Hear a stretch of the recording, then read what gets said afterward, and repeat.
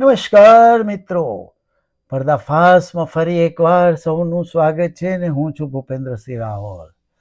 મિત્રો, હમણાં તો હોટ ટોપિક બાગેશ્વર મહારાજનો છે. હવે બાગેશ્વર મહારાજની જે દરબાર, ફ્રોડ દરબાર દિવ્ય દરબાર હું નથી કહેતો, તમારે કહેવું હોય તો કહેજો, અને ફ્રોડ દરબાર, એ ફ્રોડ દરબારના છેલ્લા દિવસે આપણે પ્રેત દરબાર યોજ્યો. અને એ વખતે એક પત્રકાર છે, ફેમસ થઈ ગયા છે એટલે એમનું નામ દેવા માંગતો નથી, મયુર સોની કરીને એક પત્રકારના પંડમાં હનુમાનજી પ્રગટ થયા, ઘૂસ્યા, અને પેલું જ નથી, ભૂત પિશાચ નિકટ નહીં આવે, અને પછી એમણે એક ભૂતનીને બરાબરની ધોઈ નાખી. એને એ મેં મયુરભાઈનો વિડીયો મેં જોયો, એમની કેફિયત જોઈ, અને મયુરભાઈને ખરેખર ધન્યવાદ પણ આપવા જોઈએ કે એટલા માટે કે મયુરભાઈએ આ પોતે આસ્તિક હોવા છતાં પણ આ બધા ધતિંગમાં માનતા નથી. હવે કોઈ કહેશે કે મયુરભાઈએ સ્ત્રીને ના મારવી જોઈએ, ભૂતનીને, પરંતુ મારું કહેવું એવું છે કે મયુરભાઈએ સર્વાઈવલ માટે આ કર્યું છે. કારણ કે પેલી ભૂતની એમના ઉપર 2 વાર હુમલો કર્યો હતો. મયુરભાઈના ચશ્મા તોડી નાખ્યા, એમને નીચે ફેંક્યા અને માર્યા હતા, છાતીમાં બરાબર મુક્કા માર્યા હતા, અને ત્રીજી વાર એ હુમલો કરવા આવતી હતી એટલે પછી મયુરભાઈને સ્વરક્ષણ તો કરવું પડે ને ભાઈ. હવે મયુરભાઈની જે કથની હતી, એમણે કેફિયત મેં જોઈ તો એના ઉપરથી લાગ્યું મને કે બાગેશ્વરનો આખું એ તરકટ સ્ક્રિપ્ટેડ જ હતું. પણ બુદ્ધિ વગરના લોકોને હજુ સમજ નથી પડતી. ધર્મના આસ્થાન ફલાણું, હિન્દુ ધર્મની એમ કરીને ખોટા છાવરે છે આવા ધતિંગ બાજુને, ફ્રોડ લોકોને. એટલે આડી અવળી વાતો કરી અને ત્રીજા દિવસે દિવ્ય દરબાર એટલે ફ્રોડ દરબાર ભરે છે અને એમાં પરચા કાઢે છે. એ આખી ટેકનિક છે. હું બધું વર્ણવા બેસીશ તો બહુ લાંબુ થઈ જશે, પણ એના વિડીયો બહાર પડી ગયા છે કે કઈ રીતે ટ્રીક કરે છે. એટલે એ આખું ફ્રોડ જ હોય છે. પછી ભલે તમને માનવામાં ના આવે, કારણ કે તમારા તર્ક બુદ્ધિ નહીં એટલે તમને માનવામાં નહીં આવે.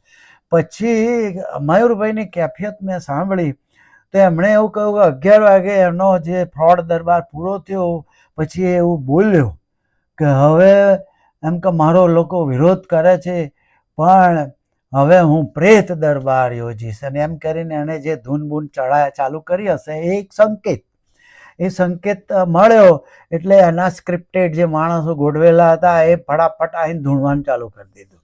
એમાં ગુજરાતીઓ નહોતા ખાસ, બધા હિન્દી ભાષી હતા. એટલે લાયેલો હોય ત્યાંથી એવો એક ટોળું લાવ્યો હોય ધૂણવા માટે એવું લાગે છે. એટલે એ લોકો ધૂણવાનું બધું ચાલુ કરી દીધું.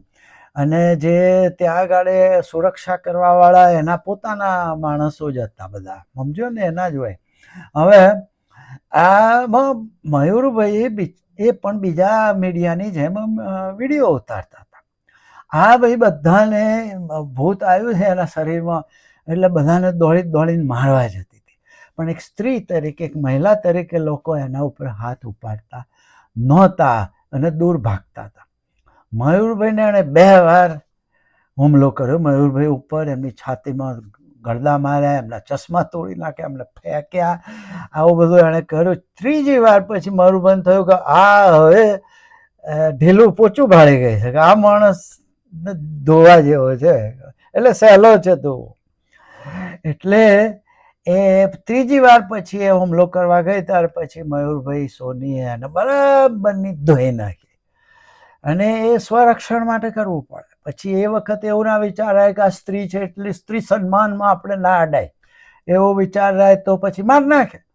સ્ત્રીઓ મર્ડર કરતી હોય, ક્યાં નથી કરતી હોતી. એ વખતે સ્ત્રી સન્માન બચવા માટે બાજુ પર મૂકવું પડે. એટલે મયુરભાઈએ જે કર્યું છે બરોબર કર્યું છે, એમણે કોઈ ગિલ્ટી ફીલ કરવાની જરૂર નથી. એમણે સર્વાઈવલ માટે કર્યું છે.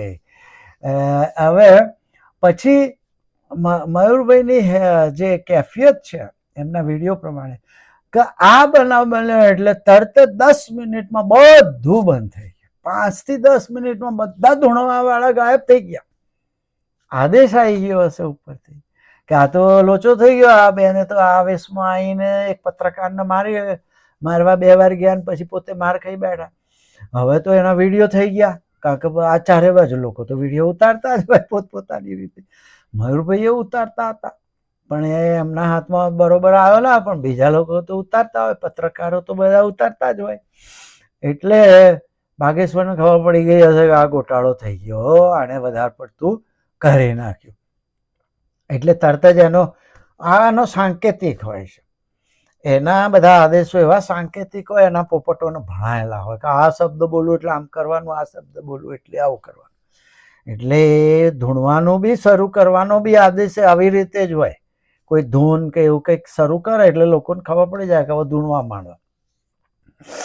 પછી મયુરભાઈના કહેવા પ્રમાણે ફક્ત 10 જ મિનિટમાં બધા ગાયબ થઈ ગયા. ક્યાં ગયા બધા? બધું બંધ થઈ ગયું, સમેટાઈ ગયું. એટલા સ્ક્રિપ્ટેડ, બધા ભૂત ઓટોમેટિક ભાગી ગયા. હવે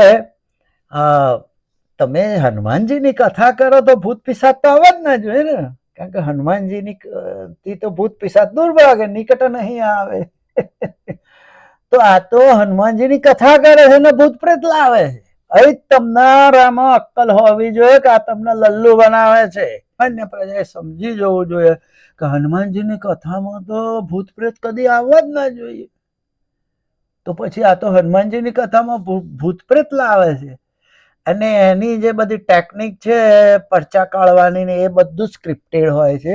અમુક સ્ક્રિપ્ટેડ માણસોને બોલાવે છે અને અમુક જેને બોલાવે છે એની જોડે એ ટ્રીકો રમતો હોય છે. એ પરચો પોતે વાંચતો હોય છે, પેલાને વંચાવતો નથી, એ તમે જોતા નહીં. એ દૂર રાખતો હોય છે એની તરફી, પેલો જે ભક્ત બેઠો હોય છે એની તરફ દેખાડતો હોય નહીં. એ પોતે જ બોલી જાય છે બધું, મેં આ લખ્યું છે, આ લખ્યું છે, પણ એમાં એને શું લખ્યું તમને શું ખબર? એ પેલાને પૂછી લે છે પછી એનું એ બોલી જાય છે પરચા હામું જોઈને. અને તમને લલ્લુ બનાવીને પછી એ બધું લખી નાખે છે, કારણ કે એની યાદશક્તિ સારી છે. એટલે પછી બધું લખતો હોય એમાં બધું લખી નાખે. પણ તમને તો આવી અક્કલ ચાલતી નહીં ને.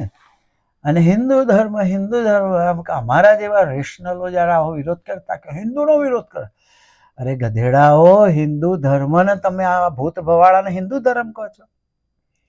સૌથી પહેલા એને વૈદિક ધર્મ કહેતા હતા, પછી બ્રાહ્મણ ધર્મ કહેતા હતા, પછી હિન્દુ ધર્મ કહેતા હતા, અને હવે સનાતન આવી ગયો છે. અરે તમે આને તમે હિન્દુ ધર્મ કહો છો? તમારા બુદ્ધિ જ નથી કે હિન્દુ ધર્મ શું છે, એ તમને ખબર જ નથી. એક હિન્દુ ધર્મ એવો છે, બીજા એક પણ ધર્મ એવો નથી. એબ્રાહિમિક ધર્મો જે છે, ઇસ્લામ, ક્રિશ્ચિયન, યહૂદી, એ ત્રણેય ધર્મોમાં નાસ્તિક હોવાનો કોઈ સ્કોપ નથી. અનિશ્વરવાદ, એમના ઈશ્વરને નકારવાનો કોઈ સ્કોપ જ નથી. તમારે કહો તો ગોડને માનો, અથવા ક્રિશ્ચિયન છો અથવા તો ક્રિશ્ચિયન નથી, કેન્સર. યહૂદી છો અથવા યહૂદી નથી, એમના જે દેવને માનો. ઇસ્લામમાં પણ તમે ખુદાને માનો, ના માનો તો તમે કાફર. એક હિન્દુ ધર્મ જ એવો છે કે જેમાં અનિશ્વરવાદ, તમારે ઈશ્વરમાં ના માનવું હોય તો પણ છૂટ છે. ઈશ્વરમાં નથી માનવું, ઇનકાર કરવો છે તો એ છૂટ હિન્દુ ધર્મે આપેલી છે. એટલે અમે બધા હિન્દુ જ છીએ. તમારા કરતા અમે વધારે શાસ્ત્રો વાંચીને બેઠા. આ રહ્યું મારા પાછળ જ મહાભારત છે, 7 ભાગમાં, હરિવંશ પુરાણ, મહાભારત બધું જ છે મારી જોડે. તમે નહીં વાંચ્યા હોય એટલા શાસ્ત્રો મેં વાંચ્યા છે. તમે નહીં વાંચ્યા હોય એટલા ઉપનિષદો મેં વાંચ્યા છે. આ ધૂણે અને ધૂણાવે એ હિન્દુ ધર્મ ના કહેવાય. આપણા ઘરનું છાપરામાંથી પાણી લીક થતું હોય તો આપણે રિપેર કરવાનું. આપણા અબ્દુલના ઘરમાં છાપરું લીક થતું હોય તો આપણે ત્યાં રિપેર કરવા જવાનું કે આપણું કરવાનું? કે ના, એના ઘરમાં પાણી પડે છે, એના ઘરમાં કચરો છે, એટલે આપણા ઘરમાં કચરો વ્યાજબી થઈ ગયો. અને તમે જુઓ, આ એ રાજકોટનું તમે પેરાડોક્સ જુઓ. અને એ આસ્તિક હોવા છતાં એ આ બધામાં નથી માનતો, મયુર સોની. અને બીજો એક પત્રકાર છે, બની બેઠેલો ચાટુકાર અને ડાયરા કલાકાર હોય ને, એવો ડાયરા પત્રકાર હોય, એવો તળપતિ ભાષામાં બોલીને બધાને ઘેલ ઘેલ કરી અને બની બેઠેલો એ પાછો જઈને એના ચરણ પખાડી આવ્યો. બાગેશ્વરના ચરણ પંપાળી આવ્યો, પખાડી આવ્યો. પણ ગુજરાત સરકારે અંધશ્રદ્ધા નિવારણ કાયદો લાવી છે 2024માં કે એવો લાવી છે, અને એ જ ગુજરાત સરકાર એનો ભંગ કરી રહી છે. એ જ ગુજરાત સરકાર અંધશ્રદ્ધા વધારે એવા આ બાગેશ્વરને પરમિશન આલે છે અને એનું રક્ષણ કરે, બધું કરે.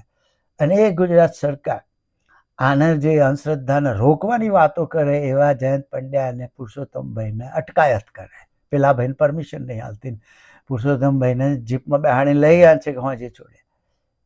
તો આ તો ગુજરાત સરકાર પોતે જ એના જ બનાવેલા કાનૂનનો ભંગ કરી રહી છે. એટલું કહીને મારી વાત પૂરી કરું. આવજો, બાય બાય.